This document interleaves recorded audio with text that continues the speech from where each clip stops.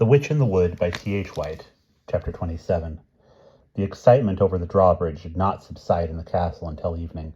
Some believed that the Saxons had landed again, others that the Irish saints, or firebalgs, had risen, while Mother Morland was positive that the devil had been seen on the top of Ben Lothain, with a scarlet woman on either arm, and the world was therefore coming to an end.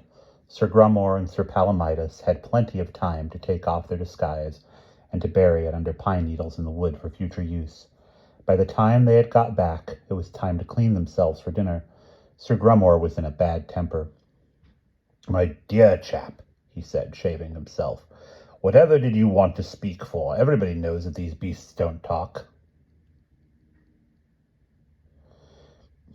It was lapsus linguae," explained Sir Palomides apologetically. "Whatever it was," said Sir Grummore, "it was a demmed silly one, if you ask me." Sir Palomides spread his fingers out with a miserable gesture.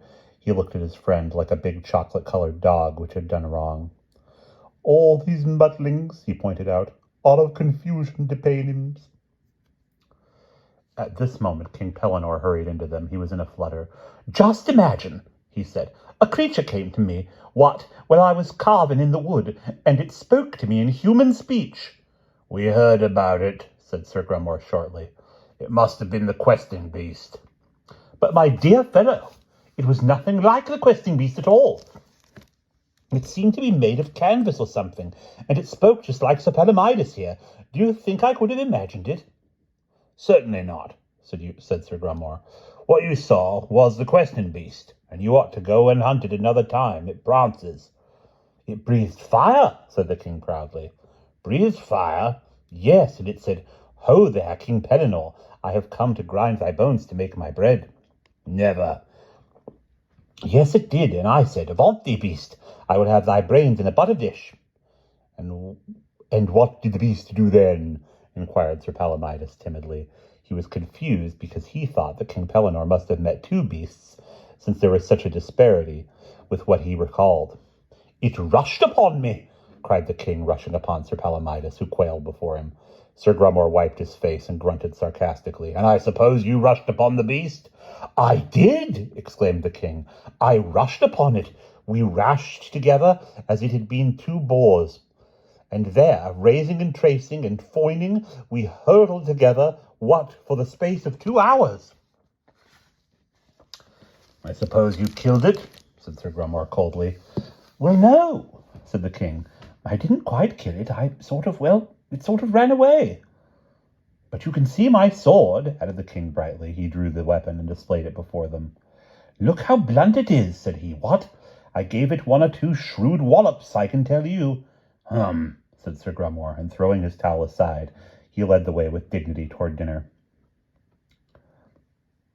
"What a liar," he whispered to Sir Palomides as they paused at the hall door.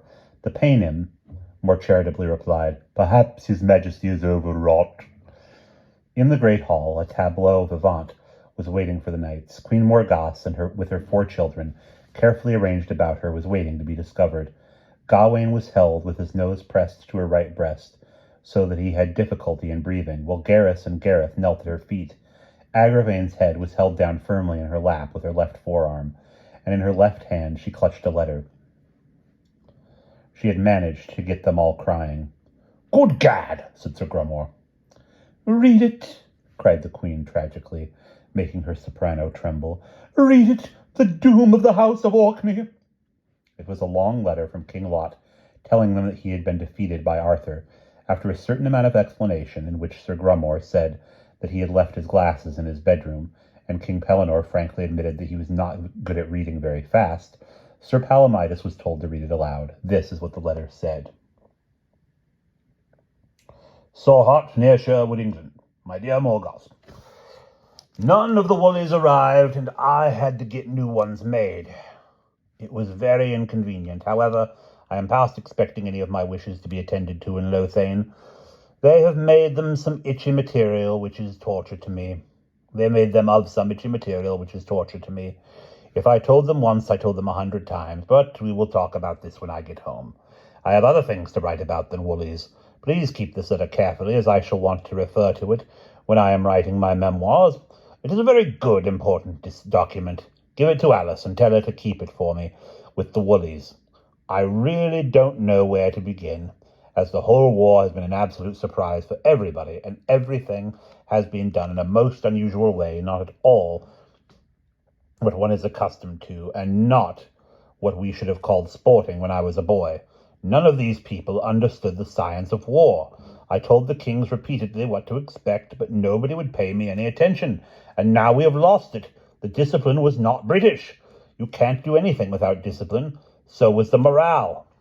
To begin with, the king and the 100 knights had a most unfortunate dream that a great wind blew down all our castles and towns, and he insisted on telling it to everybody. That sort of thing is not good for morale. If you ask me, the king with the 100 knights is too young for active command, and ought not to have been promoted. Of course, one would not say this to his face, as his father is a dear fellow and one of my oldest comrades, but facts are facts. The next thing was that my tent was let down. I was sleeping quite peacefully after having great difficulty in going to sleep on account of the Woolies, when suddenly my pavilion collapsed. I never heard of such a thing. It seemed that this fellow Merlin had advised a surprise attack at night. I did not know where I was, and nor did anybody.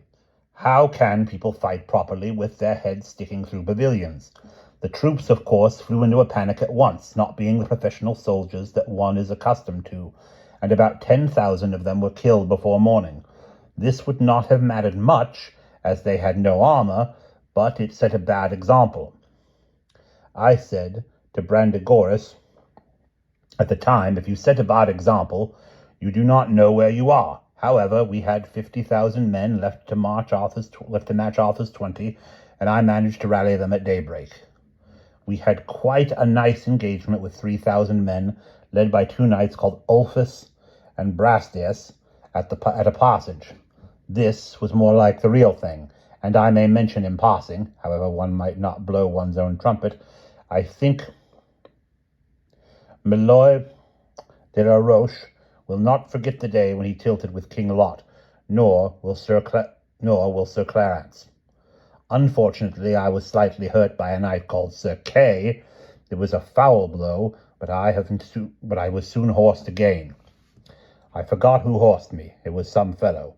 Anyway, it was a very good engagement. Arms, shoulders, and heads flew about the field, and our blows rang by the water and the wood, quite in the old style. Well, after a bit, King Arthur charged with his reserves, and I could see that things were not going any too well for us. I must have been looking the other way at the time, for suddenly somebody gave me a terrific blow on the shoulder, which upset me. I am told that this was Arthur himself. I was badly wounded, and had to withdraw from the field. I took King Carados by the elbow, and said to him quite clearly, My dear Carados, there is only one thing to be done, but if ye will not do as I devise, I said, we shall be slain and destroyed. Let me have 4 kings and 15,000 men-at-arms, and we will go apart while ye 6 kings hold the middle. My intention was to rest our men, and then set on Arthur when he had spent himself. I think I may say this was a good piece of strategy. Naturally, it was agreed to. No sooner, however, had we withdrawn from the battle than I saw some troops riding out of a wood. I drew Anguish's attention to them, but he would take no interest on account of his cold, which is no better. I looked closely, and to my horror, recognized King Bors of France. Imagine the treachery of it. It seems that Arthur had sent to France again on Merlin's advice, and had made an anti-aggression pact with them. King Ban and King Bors had come over to help them, with 10,000 men, and they had been hidden in this wood all the time, as a bushment. I said to Anguish, Oh, defend us from death and horrible maims, for I see well we be in great peril of death. Anguish blew his nose. This is the worst of having commanders who are not in good health. I always say the first thing for a general is that he must be fit. Mens sana corporat sano, as my old tutor used to say. Go the whole hog, my boy, he used to say. Totus porcus. And how can you do that if you aren't fit? But to get on with the battle. Of course, we had only seen the boar's part of the ambush so far, as King Ban's bushment had not broke yet, and Carados offered to go against him. We stayed behind to watch, and Carados was unhorsed almost at once. He never was much of a general. Just as I was having a good laugh over Carados, some more knights appeared out of the wood. I drew the Duke of Cambonnay's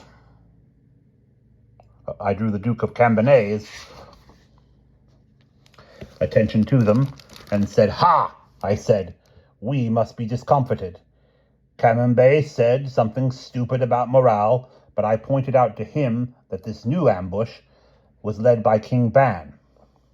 I said it was quite hopeless, and that I could weep for pity and dole. Cambonnay took no notice. He is very inattentive. Well, King Morganor and I gathered our people together hopelessly, and we went against this new ambush, and so fought all day until the evening. I said to everybody quite clearly, we must withdraw according to plan. I had great difficulty in improving the morale of the 11 kings, but eventually I managed to get them in retreat. We retreated through a little wood and over a little river, and there we rested for the night. That was the end of the first day's battle. It is really too bad about the Woolies. On the second day, I called the council of all the kings. Lords, I said, we must do otherwise than we do, or else the great loss is behind. What we lack, I said, is discipline. That and morale. My suggestion is, I said, that anybody who runs away should be shot for cowardice. All these foot people, I said, I mean the gallow glasses, without armor, are no earthly use to us whatever. Turn them off, I said, turn them off. They can easily hide in a wood or somewhere. Then we knights can stick together, and anybody who runs away after that must be shot for cowardice. After all, I said, Lothain expects. Besides, none of us can be shot, because we are generals. Non nobis domine. Totus porcus. Arma. Virumque cano. Well, this was agreed to, of course, and the second day's battle began. But I am sorry to say that our men had completely lost heart. In spite of the withdrawal which I had arranged according to plan, the cowards being shot, they seemed to be absolutely without patriotism, no spirit, the new army all over. About 40 knights kept charging us all morning, and 3 enemy kings came in with their full strength after that. And what with one thing and another, it was obvious that the battle was lost. I hear that our casualties were 46,000. I put them down to unfair use of magicians. Finally, this Merlin told Arthur to let what was left of us withdraw. I am bringing back an unknown warrior to bury at Lothain. Our men were magnificent. Your effect husband, Lot R. P.S. Keep this letter carefully. The place where the battle was fought was called Bedigrain. I have never had a finer lot of men. The old country, war to end war. We'll have a 2-minute silence for them, our glorious dead. Tell Alice to put it in the press with the Woolies. Burn it, cried the Queen dramatically. Let the news of shame be consumed in fire. Never shall the word of defeat be preserved in Lothain Castle. And that is the end of chapter 27.